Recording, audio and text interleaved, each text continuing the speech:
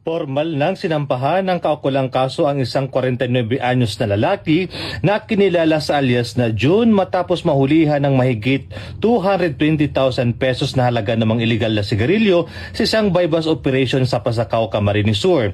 Ang sospek, residente ng barangay Dalupaon, ay naharap sa paglabag sa National Internal Revenue Code o Train Law at Graphic Health Warning Laws.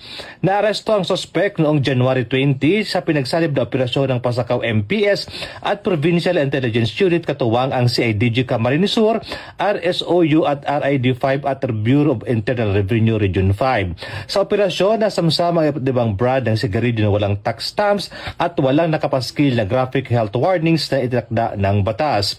Ayon kay Police Brigadier General Erosito N. Miranda, Acting Regional Director ng Pro5, mahalaga ang naturang operasyon upang maprotektahan ang kita ng bayan at kalusugan ng publiko. Dagdag niya, patunay ito ng matatag na pagtutulungan ng mga ahensya sa kampanya laban sa iligal na kalakalan.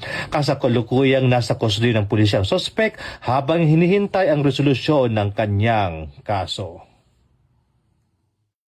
Mula dito sa Legazpi City, Albay, ako yung Police News Network Correspondent, Police Staff Sergeant Mercury Tupilo Benilo Jr.